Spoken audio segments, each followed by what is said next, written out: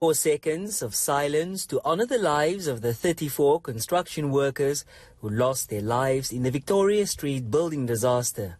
The George Gospel Choir comforted bereaved families and survivors. So I was working with my friend George. So George, I was on another room. So I was working. So after that, if I look on top, I see the roof is coming. You see, I see the roof is coming.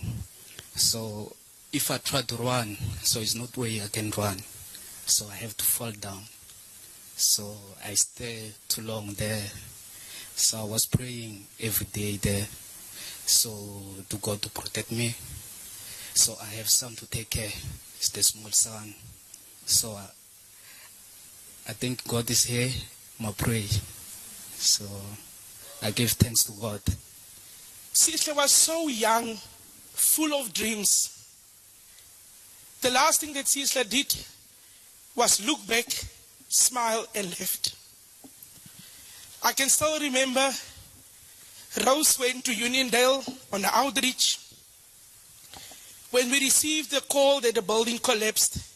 Public Works and Infrastructure Minister Dean McPherson and Western Cape delegates met with families, reassuring them that justice will be served. The Department of Public Works and Infrastructure, through the Council for the Built Environment and its body, the Engineering Council of South Africa, has commissioned an in-depth investigation into what went wrong.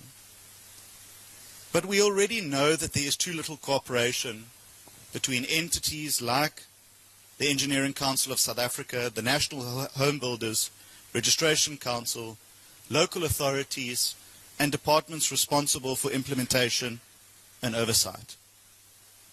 Ladies and gentlemen, we expect the final report from the Council for the Built Environment to be concluded by the end of May and will also be handed to the South African Police Service.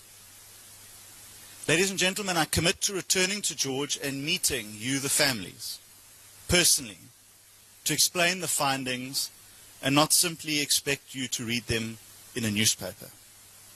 I do not want you to hear about what happened through the media. You deserve the dignity of direct explanations and for us to account to you. As investigations edge closer to being published, victims, families and the broader community hope that those responsible will be held accountable.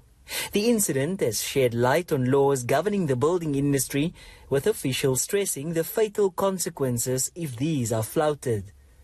Kevin Brandt, George.